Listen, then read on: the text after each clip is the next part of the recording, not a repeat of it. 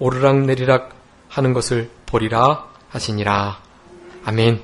오늘 요한복음 1장 35절부터 마지막 51절까지 말씀 중심에서 예수님께서 제자들을 부르심이라는 제목으로 하나님 말씀 증거하겠습니다.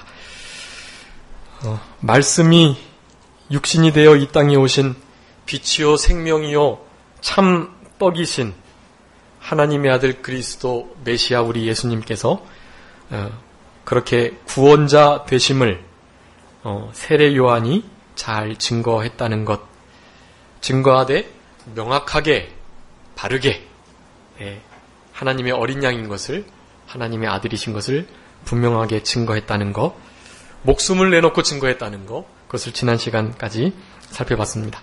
오늘은 35절부터 51절까지 그 세례 요한이 예수님보다 한 6개월 정도 먼저 사역을 시작했기 때문에 세례 요한이 우리들이 기다렸던 그 선지자가 아닌가 하고 세례 요한을 따르던 제자들이 있었는데 그 제자들 가운데 오늘 두 사람이 먼저 예수님을 따르는 사건에 대해서 기록합니다. 35절에 또 이튿날 요한이 자기 제자 두 사람과 함께 섰다가 예수의 다니심을 봤다라고 말씀합니다. 그냥 할 일 없이 그저 가만히 섰다가 예수님께서 마침 지나가셔서 그 예수님을 보신 게 아니고 예수님이 어디서 무엇을 하시는 것을 늘 주시하고 있다가 예수님을 기다려 섰다라는 것을 말씀합니다. 기다려 서서 그 예수님을 만난 그러한 장면인 것입니다. 요한이 자기 제자 중 두 사람과 특별히 함께 서서 우리 예수님의 행적을 주시하다가 그 예수님을 만난 사건. 36절에 그 예수님을 보고서 다시 한번 하나님의 어린 양이다 제자들에게 분명히 증거했습니다. 1장 초반부에는 공적으로 예수님이 하나님의 세상죄를 지고 간 어린 양이라는 것, 그리고 지난 시간에는 백성들 앞에서 민중적으로 그렇게 예수님의 어린 양 되심을 증거했는데 오늘은 다분히 개인적으로 두 제자에게 보라, 저가 진짜 하나님의 아들, 세상죄를 지고 가는 하나님의 어린 양, 6월절 양의 예표로 오신 바로 우리가 기다렸던 그분이다 라는 말씀을 한 것입니다. 그래서 그 말을 듣고 우리가 생각할 때 좀 스승님을 배반한 것처럼 그렇게 여겨지지만 배반한 것이 아니에요. 세례 요한의 모든 사역은 우리 예수님의 사역을 돕기 위해서, 그 예수님의 길을 예비하기 위해서 있었던 것이기 때문에 그 예수님께로 자기를 따르던 모든 제자들이 가기를 세례 요한은 정말로 원했던 것입니다. 정말 그랬을까? 학자들은 정말로 그렇게 생각했다고 생각하고요. 그렇기 때문에 하나님께서 진리의 말씀을 그런 자에게, 그렇게 겸손하고 자기를 낮추는 자에게 깨닫게 해주셨고, 그래서 예수님 당시 가장 예수님을 확실히 알고 깨달았던, 그래서 여자가 난 자 중에 이 세례 요한보다 더 큰 이가 없다고 칭찬하실 정도로 그렇게 위대한 하나님의 종이었던 것을 우리는 알 수 있습니다. 실제적으로 그래요. 자기가 그리스도 대접 받으려고 하지 않고 엘리야나 그 선지자 대접 받으려고 하지 않고 선생 대접 받지 않으려고 하고 자기는 그저 광야에 외치는 뭐라 그랬죠? 소리다. 소리는 그저 뜻을 나타내고 없어지는 것인데 우리 세례 요한의 최고의 신앙을 3장 30절에서 그렇게 말씀합니다. 한번 읽어주세요. 3장 29절 30절.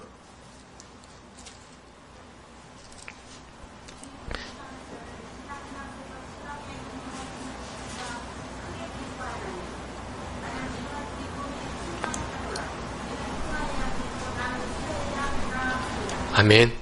그는 흥하여야 하겠고 나는 쇠하여야 하리라. 그 쇠하여야 하리라는 말씀은요, 변치 않고 당연히 응당 반드시 그렇게 돼야 된다라는 거예요.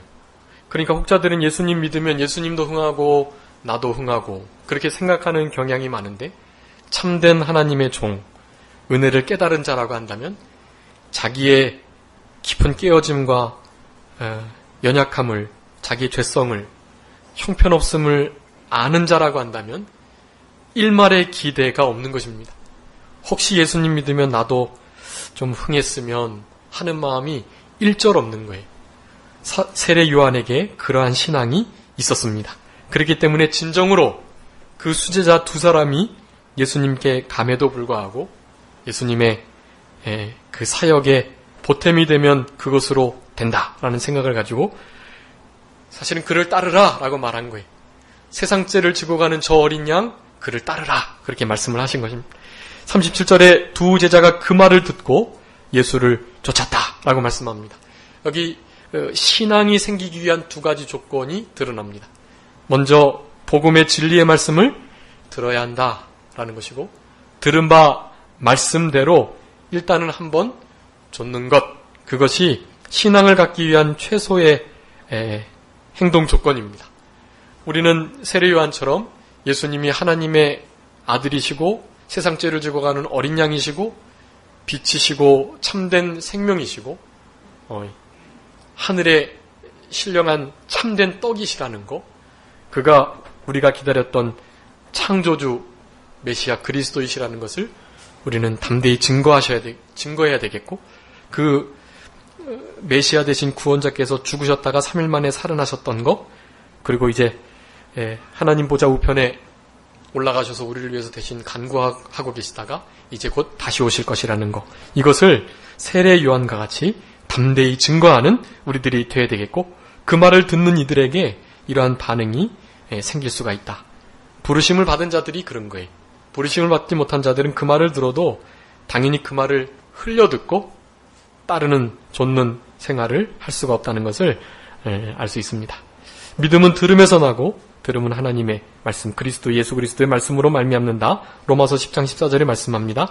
우리가 다른 사람들에게 그리스도의 말씀을 들을 수 있도록, 복음을 들을 수 있도록 힘써 증거하는 생활, 우리 예수님께서 제자들을 부르셨던 것처럼 우리도 참된 제자로서 합당하게 살아가면서 다른 제자들을 우리가 주께로 인도해야 할 것을 우리가 깨달아야 하겠습니다. 38절에 예수께서 돌이켜 그 좇는 것을 보셨다라고 말씀하고, 그래서 그들에게 묻기를 무엇을 구하느냐 그렇게 물음을 물으셨습니다. 그러자 그 두 사람이 라삐여 어디 계십니까?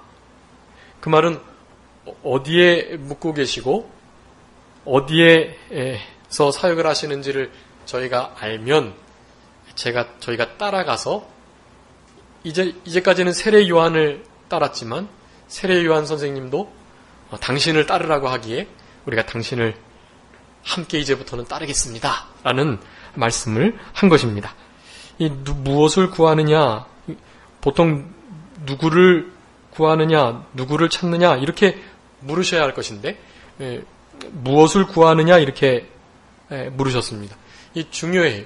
우리 성도님들께서 예수님을 믿고 신앙생활, 흔히 교회 생활을 하시는데, 교회 생활을 하시면서 내가 무엇을 얻으려고 하는가 그것을 잘 살피셔야 합니다.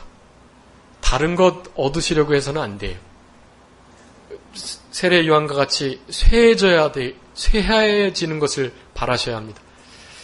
예수님 따르면서 행여 뭔가 좀 잘 되겠지, 얻어야 할 건데 라는 마음을 가지시고 다른 것을 구하신다면 예수님을 못 따라요. 처음에는 조금 따르려고 노력은 하지만 사람의 힘으로 되는 것이 아니기 때문에 결국에는 다 포기하고 떨어지고 마는 것입니다. 내가 무엇을 구하는가, 신앙생활, 교회생활, 교회의 봉사, 하나님을 예배하는 것을 통해서 내가 무엇을 구하느냐, 그것을 늘 민감하게 점검하셔야 됩니다. 다른 것 구하시면 안 돼요. 오늘 아침에 말씀드렸던 것처럼 주 여호와 그분의 일을 위해서 그분을 구해야 되는 것입니다. 그분의 얼굴을 구하고 그분이 주시는 무슨 능력이나 은사나 뭐 형통함이나 건강이나 그런 거 원하시면 안 돼요.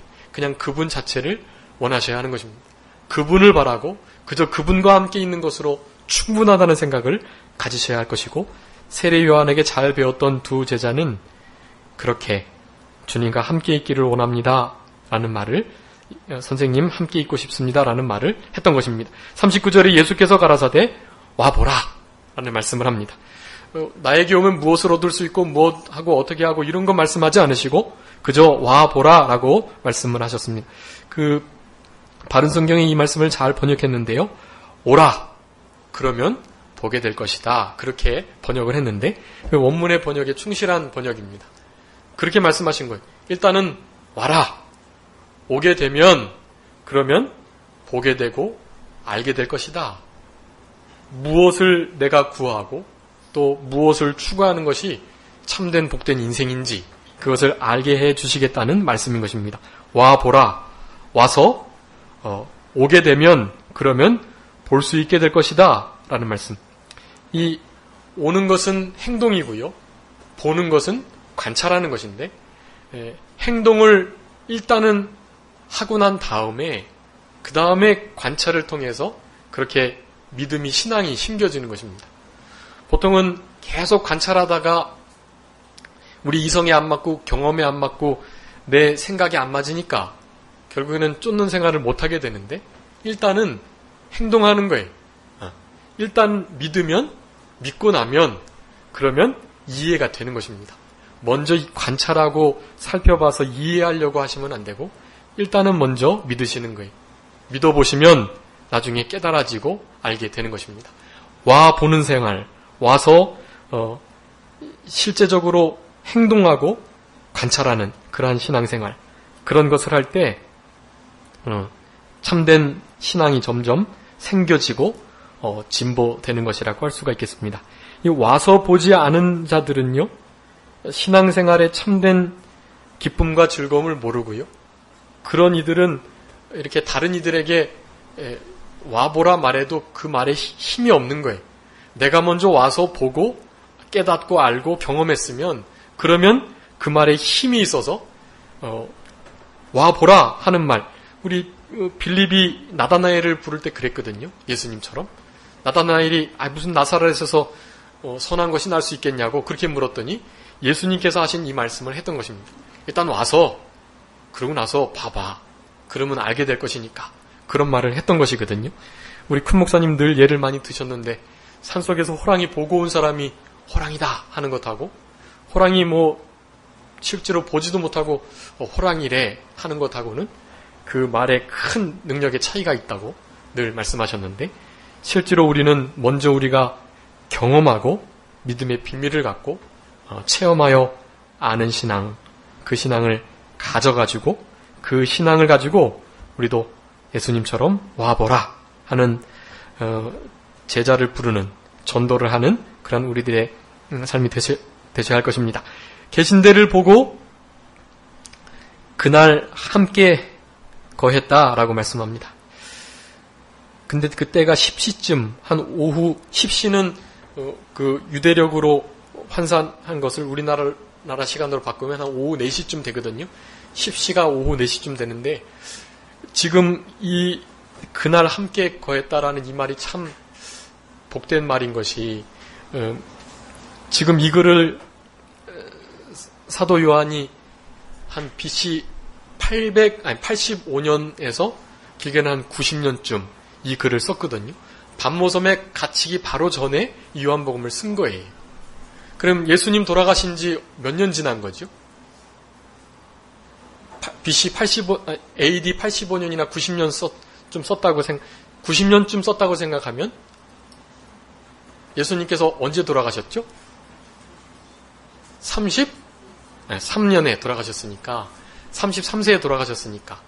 근데 이제 원래 날수를 좀 이렇게 4년 정도 이렇게 미루게 돼요. 원래의 그 날수로는. 그러니까 AD 0년이 우리 예수님 태어나신 0년이 아니고 BC 4년에 예수님 태어나셨다고 이제 밝혀지긴 했는데 어쨌든 우리 예수님의 탄생 그 기준이 역사의 기준이라는 것은 시간의 기준이라는 것은 변하지 않습니다. 아무튼 0년으로 보고 예수님이 33세에 공생애를 마치셨으니까 33세 이후에 AD 90년이라고 하면 몇 년이죠? 67년? 네. 그러니까 대충 잡아도 한 60년 넘은 거예요. 60년 넘었는데 그날 예수님을 처음 만날 그날 한 오후 4시쯤이었던 것을 분명하게 기억하고 있는 것입니다. 우리 예수님을 만난 그 첫날, 처음 주님과 인격적으로 교제한 날, 또 내 삶의 주인으로 들어오신 날, 그날을 우리 성도님들 잊으셔서는 안 돼요. 그날을 그저 어렴풋 기억하시면 안 되고, 그날을 생각할 때마다 구원의 감사와 감격이 새롭게 회복되는 일이 있어야 합니다. 그거 놓치고 계시면 신앙의 많은 것을 잃어버리고 계시는 거예요.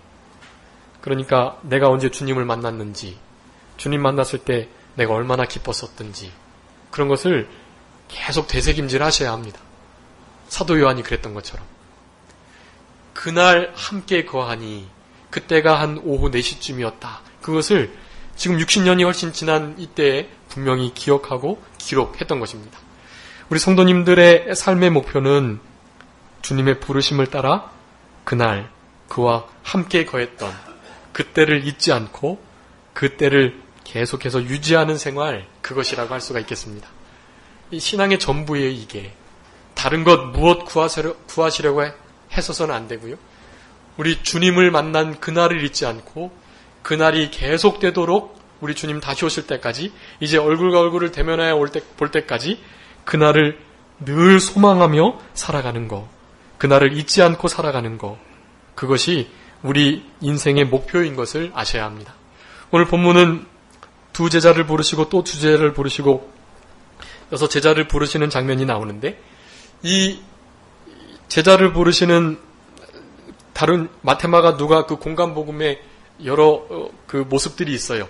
그것은 기자의 특성과 그 특성을 통해서 나타내고자 하는 진리를 드러내시고자 약간 좀 이렇게 차이가 있도록 그렇게 기록했습니다. 그 기자의 주관적인 생각을 통해서 하나님의 일하심을 서술을 하려고 했기 때문에 그런 것입니다. 그런데 예수님의 제자들을 부르시는 장면 가운데 가장 인상 깊은 장면은 오늘 요한복음 1장 39절 그날에 함께 거하니, 이 장면이고 그때를 분명히 기억했던 그것이고, 이것과 동일한 멋진 장면이 하나 있는데 마가복음입니다. 마가복음 3장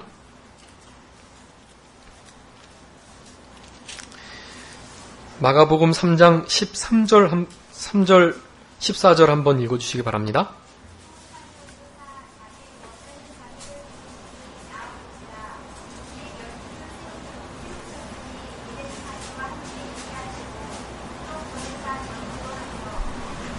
아멘. 제가 언젠가 이거 예수님께서 여러분들은 원하시는 제자로 살아가십니까? 라는 제목으로 한번 말씀을 증거했던 것 같은데, 우리 예수님께서는 예수님이 원하시는 그들을 부르셨던 거예요. 세례 요한이 등 떠밀면서 억지로 보내기 싫은데 두 제자가 예수님을 그저 우연찮게 따른 것이 아니고, 그 두 제자는 이제 좀 이따가 말씀드리겠지만 이 안드레하고 이 글을 쓰고 있는 요한인데, 그 두 제자가 원래 세례 요한의 제자였어요. 그런데 예수님을 따르게 되었던 것입니다. 근데 그것은 그들의 원함이 아니었어요. 누가 부르셨다고요? 예수님께서 자기가 원하시는 자들을 하나 둘씩 부르신 것입니다. 자기의 원하신 자들을 부르셨는데 그 부르심의 목적을 마가복음 3장 14절에서는 이렇게 말합니다. 그 첫 번째의 목적을 어떻게 하기 위해서 불렀다고요? 자기와 함께 있게 하시고 라는 것입니다. 우리 성도님들이 하나님의 제자로, 하나님의 자녀로, 예수 그리스도의 제자로, 하나님의 거룩하고 복된 성도로 부르심을 얻으셨는데, 부르심을 입은 그 목적을 분명히 해야 됩니다. 다른 건 얻게 해주시려고 하나님이 우리를 부르신 게 아니라는 거예요. 우리 예수님께서 먼저 우리를 원하셨고, 그리고 우리 주님과 함께 있게 하시려고 우리를 부르셨다라는 것입니다. 우리 성도님들이 다른 것은 다 잊어버려도 그거 잊어버리시면 안 돼요. 내가 지금 하나님과 함께 하고 있나? 주님이 원하시는 생활로 내가 그렇게 제자답게 살아가고 있나? 그것을 늘 점검하시는 우리 성도님들이 되셔야 되겠고, 그것이 신앙의 전부입니다. 주님과 함께 거하기만 하면 모든 문제는 다 되는 거예요. 내가 주님과 떨어져 있나, 함께 거하지 않나, 그런가, 그것이 문제라는 것을 우리가 분명히 깨달아야 하겠습니다. 그날 함께 거했다. 그것을 기억하고 그 시간을 구체적으로 오후 4시쯤이었는데 라는 말씀을 하고 있는 것입니다. 40절에 요한의 말을 듣고 예수를 좇는 두 사람 중에 하나가 시몬 베드로의 형제 안드레다 라고 말씀합니다. 이 요한복음 전체의 글을 쓰면서 이 요한이 자기 이름을 안 밝혀요. 굳이 말할 때는 하나님의, 예수님의 사랑하시는 제자, 그 품속에 있었던 자, 그리고 그 어머니가 야고보와 요한의 어머니가 살로메이거든요. 근데 야고보의 이름도 나오지 않고 형님 야고보의 이름도 언급하지 않아요. 그리고 살로메의 이름, 어머니 이름도 언급하지 않습니다. 이것이 요 또 다른 한 제자가 요한이라는 가장 중요한 증거예요.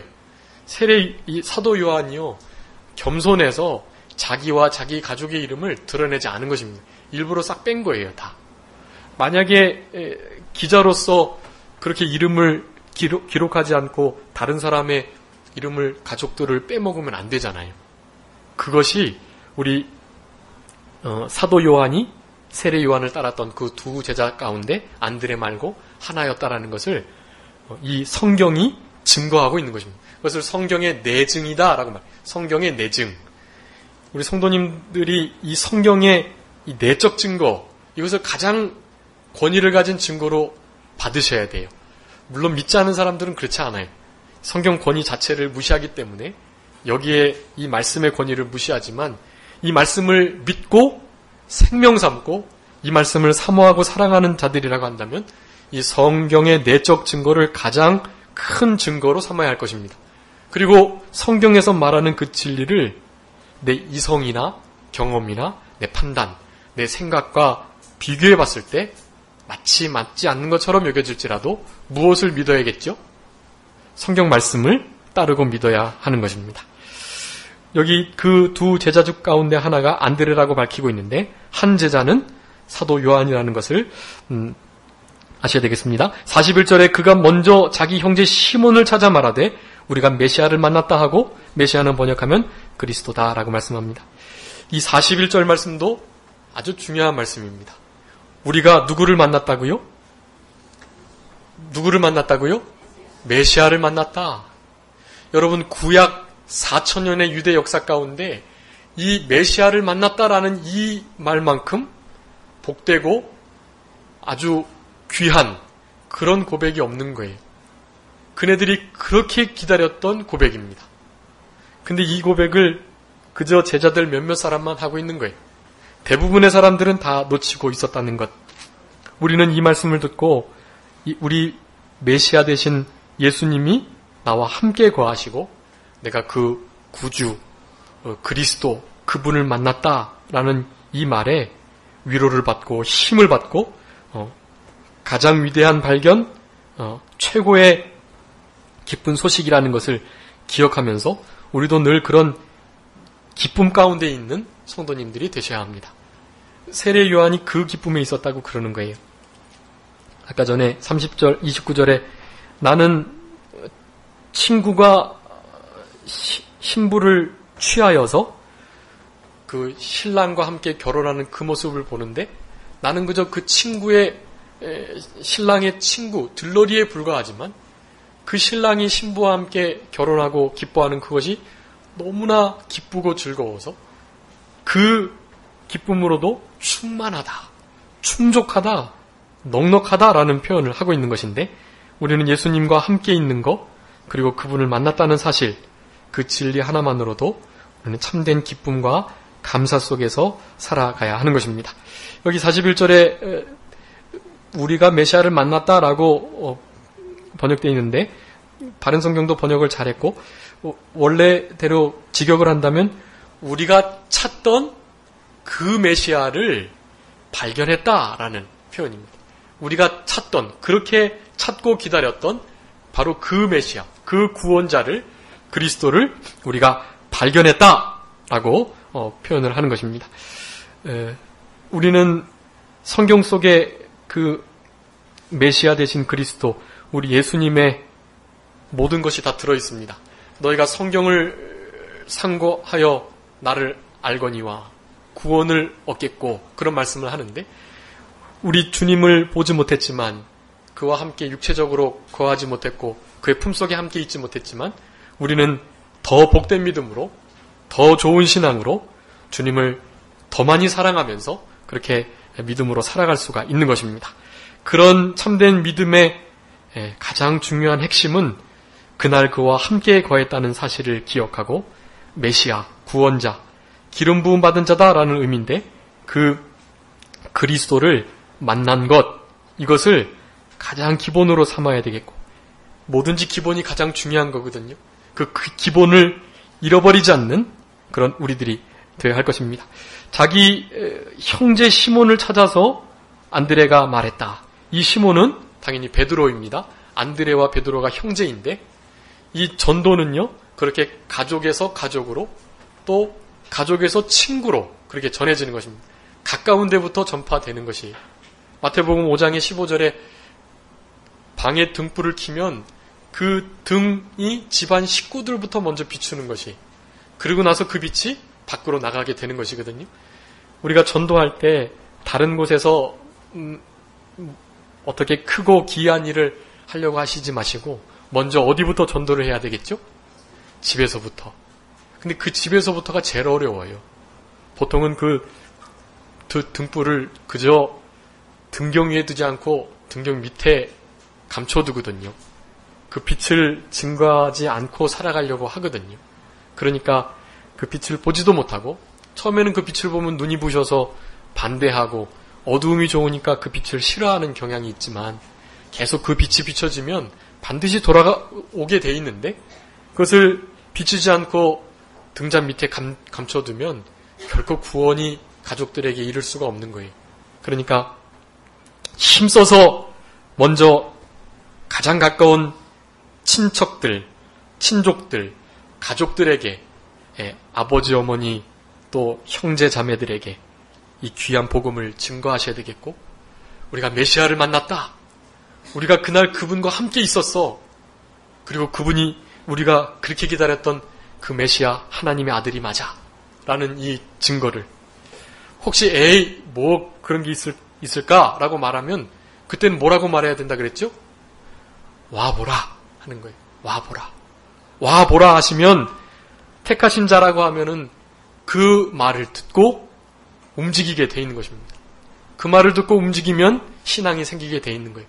그 전까지가 어려운데, 그 전까지 빛된 소금된 역할을 잘 감당하면서 착한 행실을 통해서 하나님의 선하심과 영광을 드러내면서 그들을 잘 대하여서 우리의 그 선한 행실, 열심을 통해서 그들이 나도 한번 예수님을 믿어볼까? 그분과 함께 거하는 것이 그렇게 좋은가? 그 메시아가 과연 나의 공허함을 채울 수 있는가? 그것들을 한번 생각해보고 기대할 수 있게끔 그렇게 우리의 삶을 살아가야 할 것입니다. 42절에 메시아를 만났다 하고 데리고 예수께로 왔다라고 말씀합니다.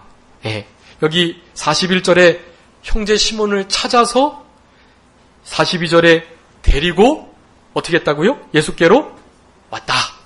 이게 전도의 3단계입니다. 일단 찾아야 하고요. 찾아서 타겟을 딱 잡으면 그를 어떻게 하고요? 데리고, 그를 딱 데리고 와야 돼요. 데리고 예수님께로 함께 와야 하는 것입니다. 보고 있다가 기도하고 있다가 그것을 이렇게 교회 용어로 그 태신자라고 흔히 하는데, 태신자, 그러니까 전도할 대상을 이렇게 잉태를 하는 거예요. 뱃속에 넣어서 그가 10달 동안 이렇게 잘 자랄 수 있도록, 그래서 나중에 잉태할 수 있도록 그렇게 그를 마음에 품는 것입니다. 품어가지고 최대한 그리스도의 복음을 증거하고 또 빛을 비춰나가고 착한 행실을 통해서 그에게 사랑의 빛을 막 지우는 거예요. 그럼 그가 어느 순간인가 우리 주님의 때에, 주님의 방법으로 우리 주님께서 친히 구원 얻는 일들을, 역사를 행하게 하시는 것입니다. 그 일이 쏠쏠한 거예요, 재미가. 물론 해산의 수고를 해야지요. 고통스럽고 힘들고 어렵고 안이 꼽고 믿지 않으려면 간두라고 말하고 싶고 그저 굳이 뭐 이렇게까지 해야 되나라는 생각이 들 수 있지만 그걸 잘 견디셔야 돼요. 잘 견디시고 해산의 고통, 인내를 하시면 결국에는 한 생명을 얻게 되는 것입니다. 이 안드레는 베드로도 영접하고 그 떡을 준 그 소년, 오병이어의 주인공 그 안드레가 데려온 거예요. 그리고 또 다른 헬라인, 이렇게 세 명을 요한복음에 크게 안드레가 예수님께로 인도한 자로 모습을 묘사하고 있는데 우리는 3명이 아니라 6명 또 10명 이렇게 예수님께로 모시고 와야 돼요. 이때보다 훨씬 더 복음을 증거하기가 좋은 때이기 때문에 그렇습니다. 이때는 뭐 아무것도 없었어요. 구약 성경도 없었어요. 구약 성경도 제대로 만들어지지 않고 회당에 한두 개씩 이사야, 에스겔 한두 개씩 있는 거예요. 그거 가지고 신앙으로 살아갔던 것입니다. 그런데도 예수님께로 오게 하는 일을 잘 감당했던 것처럼 우리는 온전한 진리를 가진 자로서 당연히 그리해야 할 것을 우리가 알아야 하겠습니다. 예수께서 보시고 또 가라사대 요한의 아들 시몬이니 장차 게바라 하겠다라고 말씀합니다. 그 시몬, 안드레의 형님 그 시몬을 딱 보자마자 이름을 줘줬어요. 예수님의 부르심은 좀 다릅니다. 첫 번째 안드레하고 사도 요한은 어떻게 불렀죠? 물음으로 불렀어요. 누구를? 무엇을 원하느냐? 그렇게 해서 와보라 라는 말씀으로 부르셨고 이 베드로는 이름을 더하심으로 예수님의 제자로 부르셨습니다. 이 게바라는 것은 아람어인데 그 베드로 같은 단어예요. 베드로는 헬라어이고 내나 같은 반석이라는 뜻입니다. 반석. 나중에 마태복음 16장에 좀 한참 뒤에 이 고백과 함께 베드로라는 게바라는 이름을 받게 되는데 그 전에 먼저 이렇게 예언하신 거예요. 내가 너를 게바라 하겠다. 지금 요한의 아들, 요나의 아들 시몬이지만 너에게 게바, 베드로라는 이름을 더하겠다. 반석이라는 뜻이고 베드로의 그 신앙 고백, 마태복음 16장에 있는 베드로의 그 신앙 고백, 너희는 나를 누구라 하냐 할 때 베드로가 뭐라고 답했죠? 주는 그리스도시요 살아계신 하나님의 아들이시니이다. 그 예수님을 고백했던 많은 이들이 있는데 뭐 마르다도 고백하고 도마도 고백하고 오늘 나다나엘도 고백하고 고백했지만 마태복음 16장에 그 고백이 가장 완벽한 고백이에요. 그래서 예수님께서도 칭찬하시면서 그거 네가 육체로 깨닫고 알게 된 것이 아니다. 누가 깨닫게 해주셨다고요? 하늘에 계신 아버지. 그의 영으로 말미암아 깨닫게 되었다는 것을 분명히 말씀하셨습니다. 그 신앙 고백, 그 고백이 반석이 되겠다는 거예요. 근데 그 천주교에서는 그것을 잘못 인용하고 깨달아서 베드로, 그 자기 베드로 위에다가 하나님의 교회를 세우겠다는 거예요. 그러니까 베드로가 초대 교황이면서 베드로 자체가 반석이 되는 거예요. 근데 베드로하고 그 예수님께서 16절에 세우시겠다고 했던 반석하고는 달라요. 예. 그것은 페트로스이고 예수님께서 말씀하셨던 것은 페트라인 거예요. 페트라, 페트로스. 완전히 달라요, 반석이. 그 페트라라는 것은 페트로스인 베드로의 신앙 고백 위에라는 뜻을 가지고 있는 거예요. 그래서 페트라라고 한 것이 페트라의 그 신앙 고백 위에 하나님의 교회를, 예수님의 교회를 세운 거지 베드로 위에 세운 게 아니에요. 근데 천주교에서는 지금도 초대 교황이 베드로이고 그 베드로 위에 하나님의 교회가 세워질 것을, 그래서 교황들은 무오하고 하나님의 말씀의 권위보다도 교황의 권위가 더 높은 것을 지금도 주장하고 있는 것입니다. 찾아서 데리고 예수께로 와야 한다. 그러면서 베드로에게 게바라는 이름을 더하시고 예수님의 제자로 부르셨습니다. 43절부터 이제 51절까지 예수님께서 네 제자를 부르시고 그 가운데 특별히 나다나엘의 신앙이 어떠한 신앙인지를 말씀해주고 계십니다. 이튿날 예수께서 갈릴리로 나가려 하시다가 빌립을 만나 이르시되 나를 좇으라 하시니 빌립은 안드레와 베드로와 한 동네 베세다 사람이다. 그 빌립이 누구의 전도를 받은 것이 아니고 그렇게 네 번째로 예수님의 제자가 되었습니다. 첫 번째는 안드레와 사도 요한, 두 번째가 사도 요한, 세 번째가 베드로, 네 번째가 빌립인 것입니다. 이 빌립을 우리 예수님께서 만나셨어요. 만나신 것 아까도 말씀드렸지만 갈릴리로 나가려 하시다가 빌립을 딱 만난 거예요. 그냥 우연히 지나치면서 만난 게 아니라 빌립을 만나려고 그렇게 가신 것입니다. 그래서 예수님이 원하셔서 빌립을 부르셨던 거예요. 그래서 나를 좇으라 그 말에 빌립은 예수님을 잘 따랐습니다. 마침 친구였는데 45절에 그 빌립이 예수님을 만나 따르다 보니까 이분이 진짜라는 것을 깨닫고 나다나엘을 찾아가지고 이렇게 말합니다. 모세가 율법에 기록한 거, 여러 선지자가 기록한 그분을 우리가 만났다. 메시아를 만났다라는 고백이에요. 율법에 기록된 그분, 선지자가 여러 곳에서 기록한 그분, 여러 곳에 기록했지만 신명기 18장 15절 모세와 같은 선지자를 세우겠다. 그 예수 그리스도를 의미하는 거거든요. 그렇게 율법과 선지자, 이것은 구약 성경을 가리키고 율법과 선지자에 기록된 그분을 우리가 만났기 때문에 너도 좀 함께 가자라는 말을 하고 그분은 바로 요셉의 아들 나사렛 예수다. 예수 그분이 우리가 기다렸던 메시아 그리스도라는 거예요.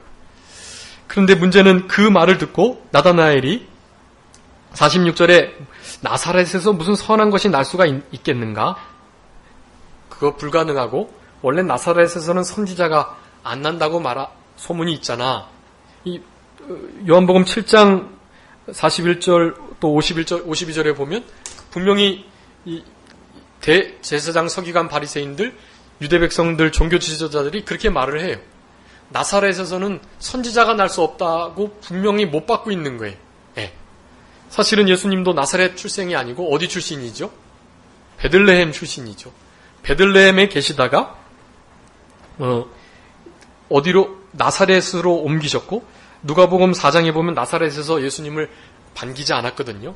이적과 기사를 베푸시면서 자기들에게 손해가 끼치는 것처럼 여겨지니까 예수님을 배척했습니다. 그래서 갈릴리에서 주로 활동을 하셨던 거예요. 갈릴리 가운데에서도 가버나움이 그래서 가장 예수님 사역의 중심지가 되었던 것입니다.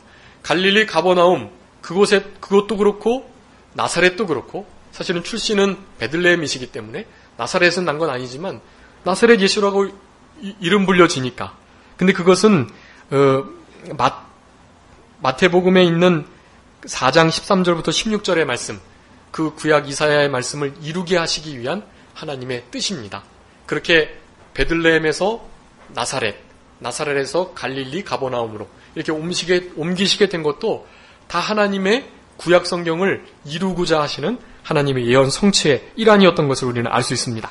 어쨌든 그렇게 나사렛에서는 선지자가 날 수 없다는 것을 굳게 믿고 있던 나다나엘이 그 말을 믿지 않았는데 이 빌립이 예수님의 전도법을 사용해서 빌립이 가로되 46절 후반절에 어떻게 하라고요? 와 보라 라고 말씀합니다. 일단 와서 그러면 보면 알게 될 것이다. 예. 내가 아무리 말해봐야 소용없고 일단 와서 보라고 그렇게 말씀을 했던 것입니다. 그 말을 듣고 친구의 강청으로 인하여서 한번 속는 셈 치고 따라와 보는데 예수님께서 나다나엘이 오는 것을 보시고 그를 가리켜서 보라 이는 참 이스라엘 사람이다. 그리고 간사한 것이 없다라는 말씀을 합니다. 예. 나다나엘이 참 좋은 신앙을 가지고 있었던 것 같아요. 이 이스라엘 사람이라는 것은 창세기 28장에 우리 야곱이 아버지를 속이고 또 형님을 속이고 그렇게 사실은 간사하게 간교하게 물론 장자의 계대에 참여하고 싶은 영적 갈망이었지만 그렇게 방법을 잘못 써서 그렇게 간사한 일들을 했잖아요. 그런데 약복강에서 우리 하나님을 만나고 천사와 씨름하면서 하나님을 만나게 되므로 그 이름이 야곱에서 이스라엘로 바뀌게 되었죠. 그래서 야곱은 간사한 자, 진실하지 못한 자 그런 의미고 거기에 빗대서 이스라엘은 진실한 자, 그런 의미를 갖습니다. 그렇게 진실한 사람이라는 것을 말하는 거예요. 그 속에는 간사한 것이 없다. 우리 이병규 목사님, 이기선 목사님 말씀을 늘 예로 드시면서 기독교 덕목 가운데 가장 중요한 것이 뭡니까? 물을 때 뭐라고 말씀하셨다 그랬죠? 첫째도 진실, 둘째도 진실, 셋째도 진실. 네. 근데 그 말씀이 정말인 것 같아요. 신앙생활을 하면 할수록 진실, 그것이 전부인 것입니다. 진실이 무너지면 믿음이 다 무너지는 거예요. 왜냐하면 진실은 믿음이란 뜻이기 때문에 그렇습니다. 진실, 정직, 성실, 신실, 믿음 다 같은 것입니다. 진실한 것이 무너지면 신앙은 무너지는 거예요. 그래서 우리 예수님께서 사도 요한에게 하나님의 말씀을 주시면서 그렇게 요한계시록 17장 14절에 어린 양이 저희로 더불어 싸우는데, 사탄과 더불어 싸우는데 어린 양이 저희를 당연히 이기실 거이고, 특별히 그가 부르심을 입고 빼내심을 얻고 진실한 자들은 이기게 해주시겠다라는 말씀을 하는 것입니다. 여러분, 진실한 자들이 이기게 돼 있는 거예요. 진실에서 손해보는 것 같고 조금 고난이 있고 좀 바보 같고 그런 일이 있을 수 있지만 진실함을 그 무엇으로도 이길 수가 없어요. 진실이 그냥 믿음이고 그리고 신앙 전체이기 때문에 그렇습니다. 그래서 한순간도 진실을 놓치지 않도록 해야 합니다. 첫째, 둘째까지는 진실하다가 셋째는 다른 덕목 말할 수 있잖아요. 그런데 셋째도 진실인 거예요. 그저 처음부터 끝까지 진실함이 가장 중요하다는 것을 아셔야 합니다. 진실한 자들이 이기게 돼 있어요. 신앙은 진실에 달려있다라는 것을 우리가 깨닫고, 간사한 것이 없는 참 이스라엘, 이건 정말로 좋은 칭찬인 것입니다. 이 칭찬을 받고 나다나엘이 어떻게 그런 말을 할까, 나의 중심을 어떻게 볼까라는 마음을 가지고 당신이 어떻게 나를 아십니까? 조심스럽게 물어봤습니다. 그러자 48절 후반절에 빌립이 너를 부르기 전에 내가 무화과 나무 아래에 있을 때, 무화과 나무 아래에서 메시아를 기다리고 그리스도가 오는 것을 고대하면서 기도하고 묵상하면서 말씀을 생각하면서 그렇게 머물러 있던 그 자리에 있었을 때 내가 봤다라는 말씀을 하는 것입니다. 자기의 전부를 안 거예요. 은밀하게 신앙생활하는 거, 골방 속에서 문 닫고 아무도 보는 이 없는 데에서 조용히 주님과 함께 늘 함께 가졌던 그 시간들을 안다고 하기 때문에 그것은 주님의 신적 능력이 아니고선 알 수가 없는 거예요. 그분이 바로 내가 기다렸던 하나님의 아들이 맞구나. 그렇게 49절에 고백을 하는 것입니다. 당신은 하나님의 아들이시고 이스라엘의 임금입니다. 하나님의 아들은 신적인 부분, 이스라엘의 임금은 육체로 오신 우리 하나님, 예수님이신 것을 고백하는 것입니다. 그런 고백을 하자 50절에 내가 너를 무화과나무 아래서 봤다고 하니까 믿느냐? 보지 않고 나를 믿는 것이 제일 중요하고, 그리고 너는 간사함이 없고 참된 이스라엘 사람으로 진실하기에 내가 더 큰 일을 이루겠다라는 말씀을 한 것입니다. 그러면서 이와 같은 말씀을 주셨는데, 진실로 진실로 너에게 이르노니 하늘이 열리고 하나님의 사자들이 인자 위에 오르락내리락 하는 것을 보겠다라고 말씀합니다. 이 하늘이 열려서 오르락내리락 하는 이 모습, 이것은 우리 야곱이 그 삼촌 라반의 집을 가면서 그 베델이라는 지역에서 돌베개를 하고 잠을 잘 때 사닥다리가 하늘부터 땅까지 닿는, 그것에서 천사가 오르락내리락 하는 것을 봤는데, 바로 그 사닥다리, 바로 예수님께서 인간과 우리의 중보자가 되셔서 우리 구원 사역의 위대한 일을 이루실 것, 그것을 우리들에게 교훈해주고 계시는 것입니다. 그런 일들을 나다나엘과 또 베드로와 안드레와 야고보와 요한과 빌립, 이런 이들이 이루겠다라는 것을 말씀하고 계시는 것입니다. 여기 이 나다나엘은 요한복음에만 나오고요. 다른 복음서에는 4글자 있는 제자가 하나 있는데 누군지 아세요 혹시요? 4글자가 4글자. 바자로 시작하는데 바돌로메가 사실 나다나엘입니다. 바돌로메는 늘 빌립과 함께 이름이 거명되거든요. 그래서 나다나엘이라고 해요. 거의 모든 신학자들이 일치하는 견해입니다. 이 나다나엘은 곧 바돌로메인데, 이 바돌로메가 예수님의 첫 첫 번째 그룹, 첫 번째 부르심을 받은 그룹 속에 다섯 명 안에 들었다라는 것. 그 나다나엘의 신앙이 참 중요하고 우리들도 진실하게 살아가야 한다는 것을 깨달으셔야겠습니다. 이제 나머지 다른 제자들의 부르심은 굳이 기록하지 않고 있는데 다른 성경에서는 여러 가지 모습으로 묘사하고 있습니다. 이 12제자 이름은 이렇게 외우시는 게 좋아요. 제가 그 옛날에 상대원교회 이영욱 목사님 모시고 있었는데 이영욱 목사님께서 이제 오예배 하시면서 노래를 이렇게 부르셔요. 근데 그 노래를 제가 아는 노래인 거예요. 이영욱 목사님이 나이가 좀 그래도 드신 분인데 혹시 이런 노래 들어보셨는지 모르겠어요. 배안야요 빌바 도마야 다시가 혹시 들어보셨어요?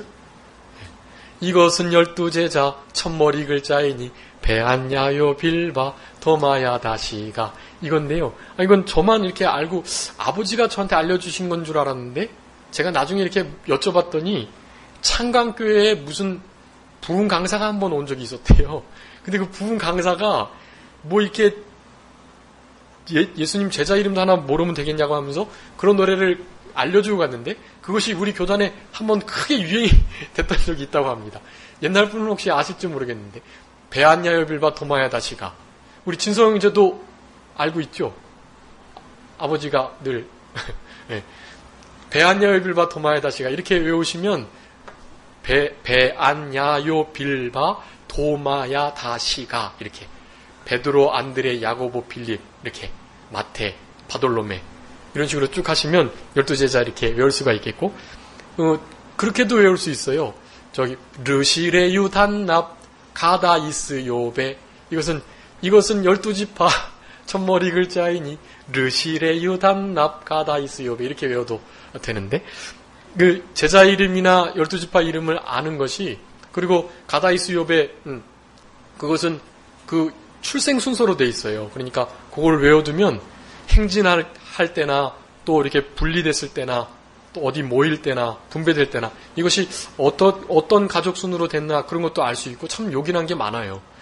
예수님의 제자도 좀 알아두면 좋겠고 나중에 가룟유다 빼고 가룟유다도 있을지도 모르겠지만 아무튼 다 천국에서 만날 것인데 그 이름을 알아두는 게 좋지 않을까 싶기도 하고 아무튼 한 주간 살아가시면서 우리 예수님 만났던 처음 사랑 주님과 함께 걸었던 그 시간 메시아를 만난 것이 인생 최대의 행복과 가장 위대한 발견이라는 것 이것을 기억하시고 한 주간 와보라 전도하시면서 전도할 사람을 찾고 데리고 오는 그런 생활 잘 감당하시는 우리 성도님들이 다 되셨으면 좋겠습니다.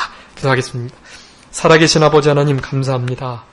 우리 예수님께서 제자들을 부르시는 장면을 통해서 우리 하나님의 신성과 인성이 다 드러나고 우리 주님께서 우리를 원하셔서 우리를 부르시고 우리와 함께 있게 하시기 위하여 우리에게 귀한 이 부르심과 은사를 허락해 주셨다는 것을 오늘 분명히 배웠사오니 저희들에게 합한 방법으로 우리를 다 부르시고 효력 있는 부르심을 따라 우리에게 가장 좋은 것으로 채워주시는 우리 아버지 하나님이 우리와 늘 동행하신다는 것을 기억하며 우리 주님 처음 만난 그곳 메시아를 만난 기쁨과 감사와 감격 그것을 늘 가지고 담대히 생명의 복음 말씀을 증거하며 전파하는 우리들이 되게 하여 주시고 믿음을 갖게 하셔서 우리 주님께서 원하시는 더 크고 비밀한 일들을 이루며 하나님 앞에 영광 돌려드리는 그리스도의 나라와 그 의를 확장시켜 나가는 우리들의 인생길이